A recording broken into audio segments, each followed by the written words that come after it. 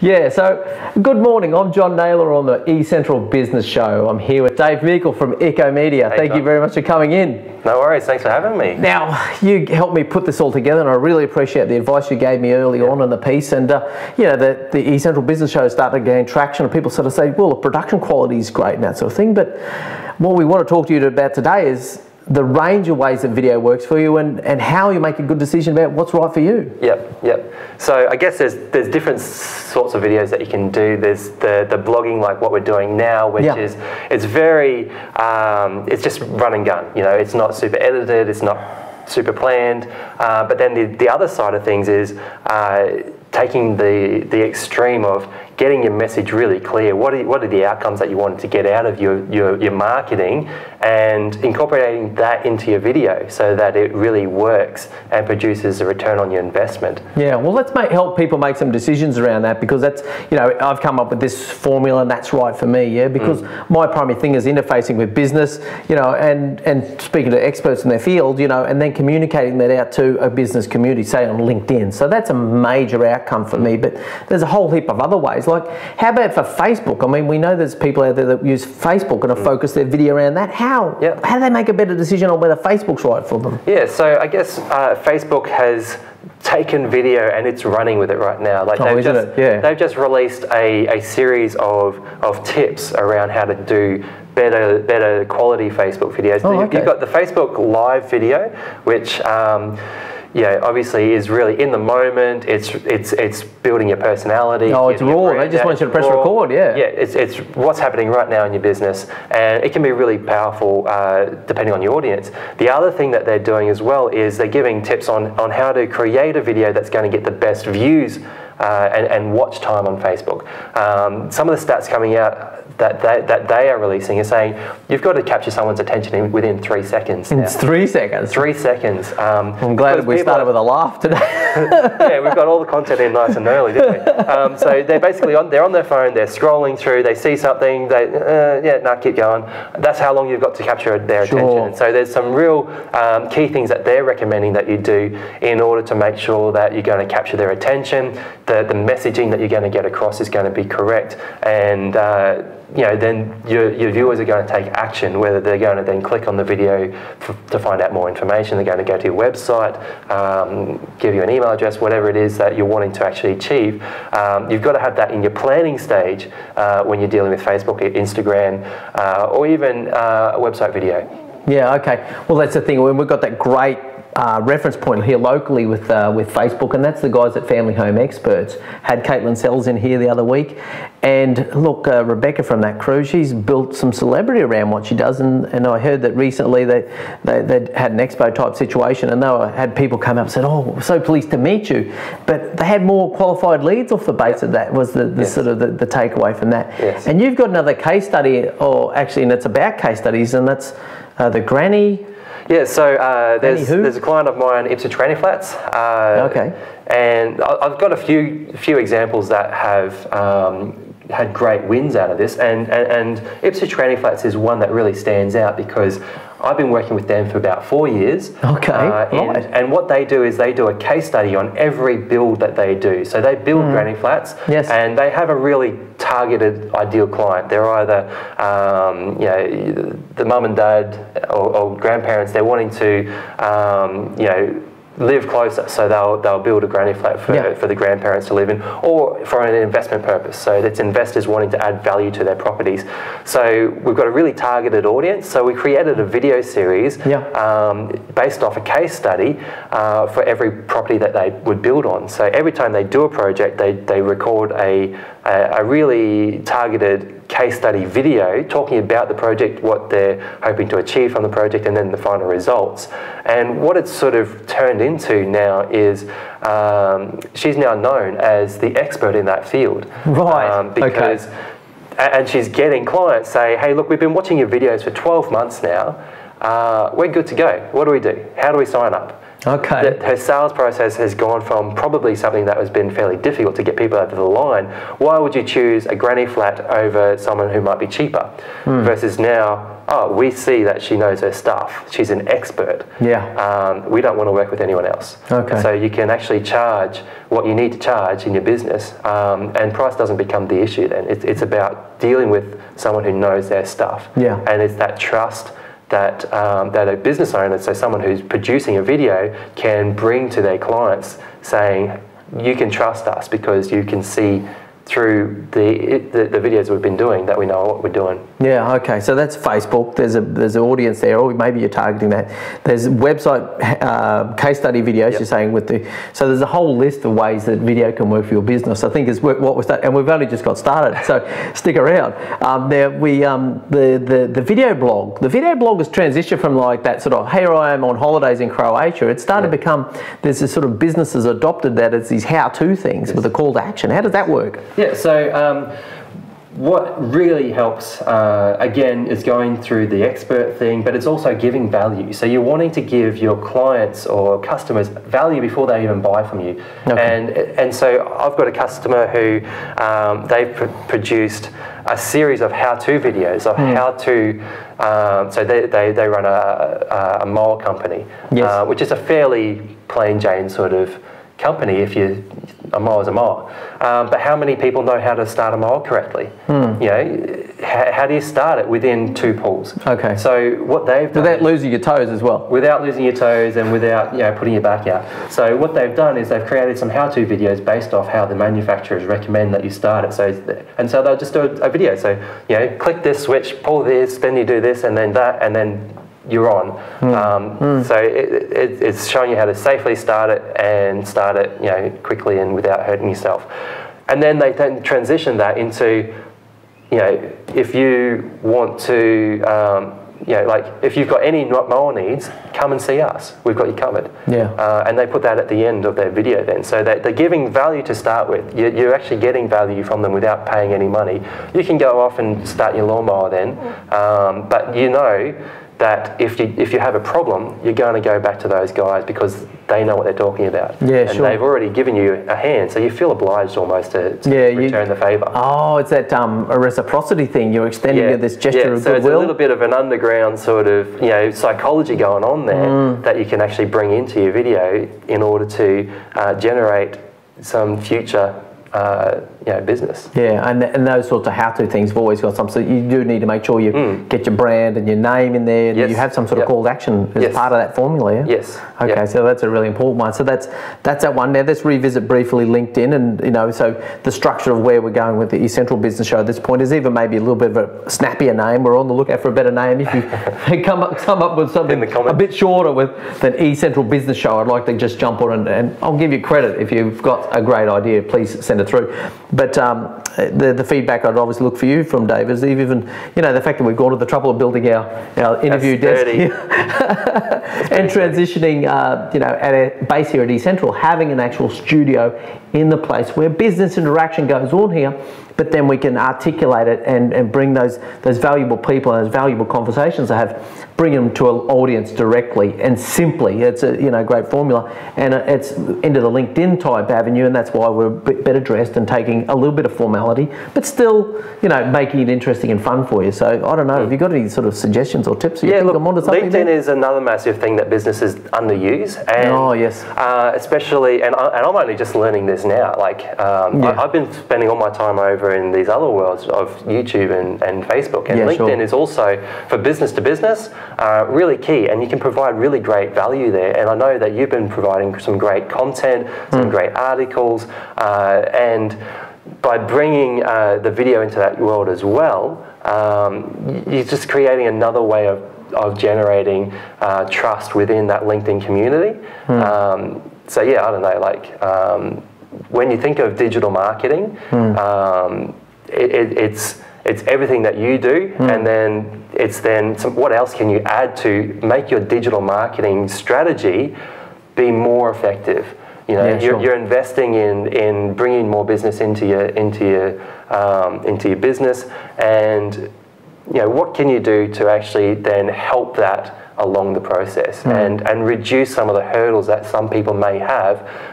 If they're just seeing an article, for example, where's that human interaction? So by doing a video and having a face on there, you can see body language, you can see, you can hear the intonation in someone's voice, you can sort of know whether they're trying to pull something over you, and you can build trust with somebody. And that's the bridge that, that video can bring. And it doesn't have to be super high quality, produced and edited and After Effects and explosions and all that sort of thing. It can be as simple as what we're doing here today, just talking to people, you know, in the world somewhere. But we're bringing some trust and some value hopefully to them as well, which hopefully then brings back around to as new clients. Yeah, there we go. And to just extend upon that LinkedIn, what we're talking about within that is that myself as a digital marketer, I'm always looking at the US. Because the US probably means that, and like, so we just talked about LinkedIn. Yeah, we're getting busy on LinkedIn in Brisbane. Finally, well done, Brisbane, and also in video as well. So there's these massive brands and massive efforts, and you know, I've got European colleagues and in business talk about, why don't you guys use LinkedIn? You know, we've used it in Europe for years. It's a way that you make contact, you get business done. Here we are in Brisbane going, oh, we got it. Oh, LinkedIn, that's a great new thing. And they say, oh, duh, you know. So that's, and we've seen that in massive YouTube followings and massive video efforts out of the USA, which are now starting to grab traction here. So I guess yourself and myself, we're both encountering people who come to us and say, how do we do more around video? How do we do more about digital marketing? How do we do more LinkedIn? That's the case that you're experiencing, I imagine. Yeah, and I've been studying what online marketers have been doing for probably 15 years. And they started doing video marketing. They started off with a long form sales letter. Where it took you 3 days to read it all and then click here. And then they transitioned to videos. No personality, And then when I saw them transition to videos, I thought, there's something here. And so, and they started, it's America, they started that. And that trend has now made its way all the way over to Australia. And it's now becoming a mainstream thing. And I think every office should have a studio, you know, of some sort. Yeah, absolutely, Yeah, I might get you to help me build one. Hey, this one's up for grabs. You can use it any time, Dave. Appreciate the lead in that you've given me and the help you've given me thus far. But let's get moving on, otherwise we'll run out of time and memory space on that SD card there. Now, I did want to touch on that on that building the momentum thing. You know, I mean, the thing is that, you know, I first saw YouTube over 10 years ago, and I knew exactly what to do with it. And there's kind of that cute thing that happened with Channel with Sunday, where I was this fun-loving reporter in little town Early Beach and became a celebrity. You know, it's been around that long. Why is it taking us so long to get, do you think, Dave? Well, I think sometimes people don't understand new technologies, and it can be a little bit scary, and they don't have somebody there that can guide them and hold their hand through it. But when you really get into it and see that it can be done, and with the right advice, the right people by your side, you can actually go through it. And so that's why when you hire a digital marketer like yourself, like, you can come in and you can give all these pointers through your flight plan of you know, what's working, what's not working. And as a business owner, that's invaluable, because we don't know what we're not doing. And I do the same thing for guys wanting to utilize video on their website. It's actually a lot simpler than it needs to be, than people think it needs to be. But by bringing some real strategy, some checklists, some of the things that I've sort of gained knowledge from studying marketing and digital online video for a few years, bringing some of those things into the checklists, helping businesses utilize that and make the best value out of it, and get the kind of return on investment that they are wanting from it. Yeah, okay. Does this mean we're going to see the death of, like, the corporate video, the stuffed shirt, hello, I'm, you know, Sir Walter whatever from Grass is a Us type thing? Are we going to see the end of the corporate branding video? I don't think we're going to finish, we're going to see the end of that, but it is changing. It all comes down to, where is the video going to be placed. If it's on your front page of your website, then that corporate branding sort of video is going to still play a role. and you're going to then share that on your Facebook and, you know, boost it, all that sort of thing. Sure. But what is changing though is the ads. So oh yes, yes, long form ads have changed, and you see now on you'll take a McDonald's ad, for example, that on television would be a 30-second ad or something, or a minute, and it used to be about how creative can you be in your ad. Okay. With entertain, yeah. Is it entertaining? Is it smart? And the punchline doesn't come till the end. It's completely changed now for social media, where you've got now 15 seconds, like those minute ads are now being chunked down to 15 seconds. It's packed powerfully, even 5 seconds in some cases, where they're re-editing it, having one point just smash you, you know, over and over and over. Yeah. So the style has changed depending on where it's being consumed, where the audience is going to be watching it. So you've got to have a strategy in place in order to make sure that, okay, we're going to be putting this out on Facebook.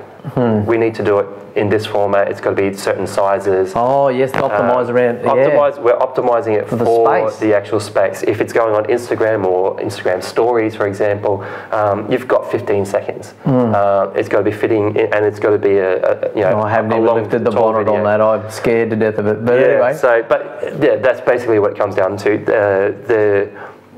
You're still going to have your old style videos, but with these new formats, you've got to have expertise in that to make sure that it's going to be formatted correctly for the audience, and they're going to get the messaging out of it.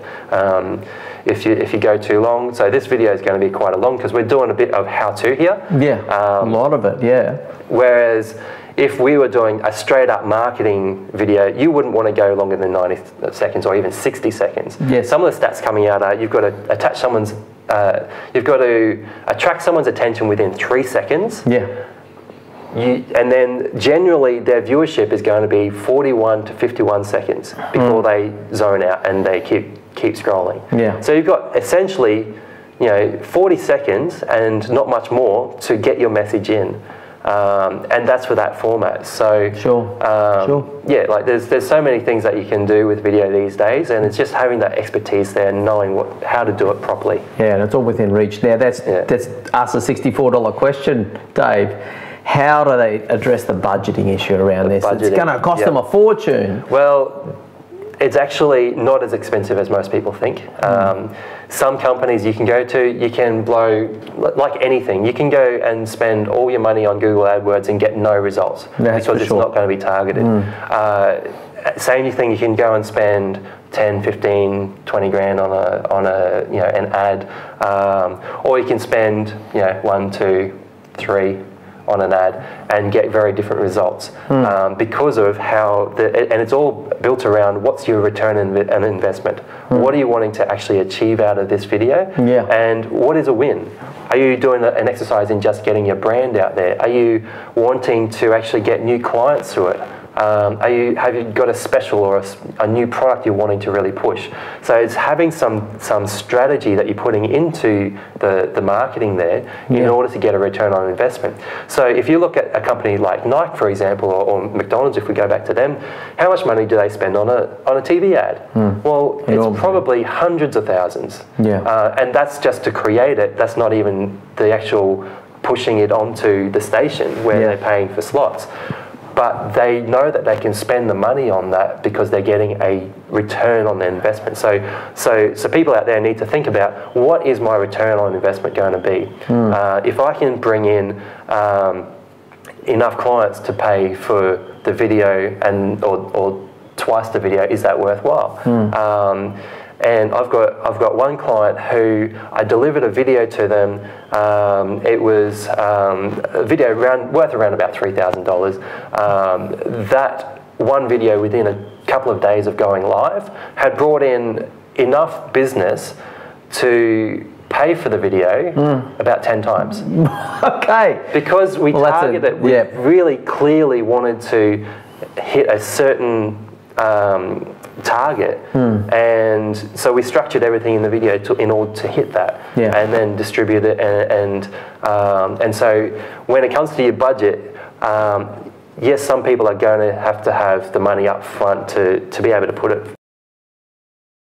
Yeah. Anyway, so we had that brief interlude there. Turns out that SLR cameras, Dave's telling me he thinks it's a taxation thing where at a certain point it'll stop because it's a still camera, not a video camera. Anyway, look, let's sum up before we completely lose it, Dave. Yeah. Anyway, so we've got a whole bunch of things there. We've already listed them.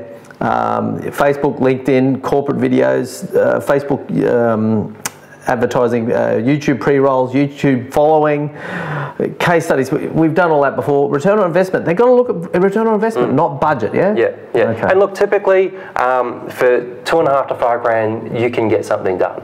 There's not much that can't fit within that sort of budget. It's only when you start sort of going into some sort of more high-end strategy, or you're starting to get actors and studio spaces involved. But generally for small to medium businesses, let's keep it real. $2.5 to $5,000, you should be able to get most things done. And occasionally it might go a bit higher, but to give people a bit of an idea of what we're sort of aiming for. Yeah, okay, very good. Dave, Meikle, thank you very much. It's been an absolute pleasure having you on the East Central Business Show. Some vindication there, courtesy of Dave. But that's enough for now. I'm John Naylor from the East Central Business Show.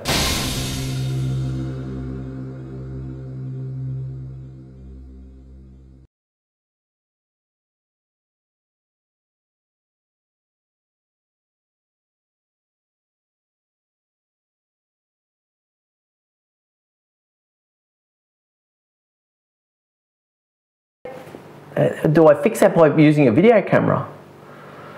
I don't know. How about we just have a clock? I think a stopwatch would probably be a good thing to do, Dave, because when you just we're passionate about the subject, and I even want the people to use these as even, and we didn't even touch on it, to use them as just play them back and listen to them as podcasts. You don't have to watch this. That's the thing. We've got quality audio, so it can be a podcast. And I would actually recommend that you try to do a podcast out of it. I haven't got round to it, but maybe even something that Ben's team start to strip down an MP3 off the podcast, off the YouTube, make a podcast and attach that to the story as well.